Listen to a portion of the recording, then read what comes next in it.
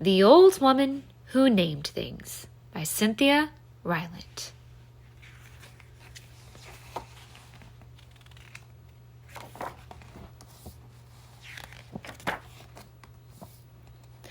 Once there was an old woman who loved to name things. She named the old car she drove, Betsy. She named the old chair she sat in, Fred. She named the old bed she slept on, Roxanne. And she named her old house, Franklin. Every morning she would get up out of Roxanne, have a cup of cocoa in Fred, lock up Franklin, and drive to the post office in Betsy.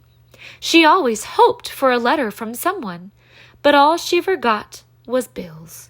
The reason the old woman never got any letters was because she had outlived every single one of her friends. This worried her. She didn't like the idea of being a lonely old woman without any friends, without anyone whom she could call by name. So she began to name things, but she named only those things she knew she could never outlive. Her car, Betsy, had more get up and go than anything around. Her chair, Fred, had never sagged a day in his life. Not one creak or moan had she ever heard out of her old bed, Roxanne. And her house, Franklin, had been standing straight for over 100 years and still didn't look a day past 20. The old woman never worried about outliving any of them, and her days were happy. One day, when the old woman was out soaping some mud off of Betsy, retelling her that Franklin wouldn't want to be seen with a car that didn't keep its bumpers a little cleaner, a shy brown puppy came to the old woman's gate.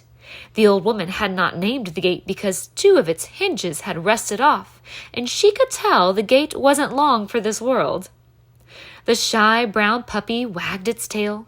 It looked a little hungry. The old woman stood beside Betsy and watched the puppy for a while. She said. Then she walked into Franklin, got a chunk of ham from her refrigerator, and came back outside. The old woman gave the ham to the hungry puppy and told it to go home. She told it that Betsy always made puppies sick, and Fred never allowed puppies to sit on him. And Roxanne wasn't wide enough for a puppy and an old woman to fit on. And besides all this, Franklin couldn't tolerate dog hair. So the puppy went away. But the next day the puppy was back. The old woman was sitting in Fred reading a book on everlasting flowers when she saw the puppy through her window. "Go home," she called to the puppy. The puppy wagged its tail when it saw her. "Go home," she called again. But the puppy just kept wagging. The old woman noticed that it still looked a little hungry, so she went to her refrigerator. She gave the puppy a hunk of cheese and 2 biscuits. Then she told it to go home. The puppy went away. That night, as the old woman plumped up the pillows on Roxanne, she thought about the puppy. It was a very nice puppy, she thought. It was a very pretty puppy, she thought. But it couldn't stay. If it stayed, she would have to give it a name, and it could never last as long as Franklin or Fred or Betsy or Roxanne. She might outlive it, and she didn't want to risk that. She didn't want to outlive any more friends. She would just keep telling it to go home. Every day the shy brown puppy came to the old woman's gate, and every day she fed it and told it to go home. Always it went away, and always it came back the next day. This went on for many months. The puppy got bigger and bigger until soon it wasn't a puppy anymore. It was a dog, and it was still a dog with no name. In all this time, the old woman had gotten a new dresser that she had named Bill, a new wheelbarrow that she had named Francine, and a new concrete pig for her garden that she had named Bud. But the dog she faithfully fed at her gate every day still had no name. Since it had no name, the old woman didn't have to worry about outliving it, and she thought herself pretty clever in this. Then one day, the shy brown dog did not come to the old woman's house. She sat and fed and watched the gate all day long, but the dog never came. The old woman felt sad. The next day again, the dog did not come. The old woman drove Betsy around town looking for the dog, but she did not find it.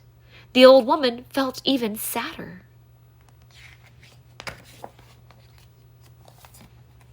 The following day, when still the dog did not come, the old woman knew she had to do something.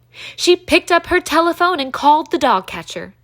"Have you caught any shy brown dogs?" the old woman asked the dog catcher.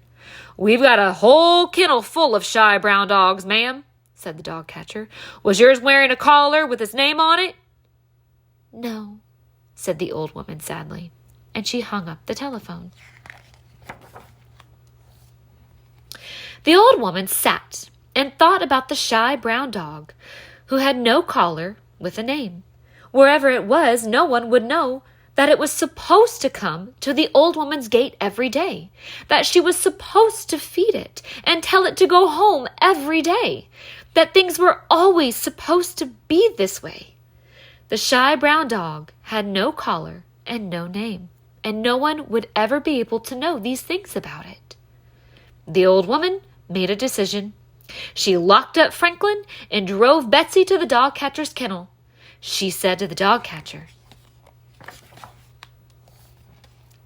"I've come to find my dog." He asked her what color it was. "It's brown," she said. He asked her how old it was. "About a year old," she said. Then he asked her what its name was. The old woman thought a moment. She thought of all the old dear friends with names whom she had outlived. She saw their smiling faces and remembered their lovely names, and she thought how lucky she had been to have known these friends. She thought what a lucky old woman she was. "My dog's name is Lucky," she told the dog catcher. He led her to a big yard full of white dogs and black dogs and brown dogs. The old woman looked and looked and looked, and finally she saw her own shy brown dog sitting beside a gate. The dog was looking at Betsy, parked in the driveway. The old woman called out, "Here, Lucky!" and at the sound of her voice, the shy brown dog came running.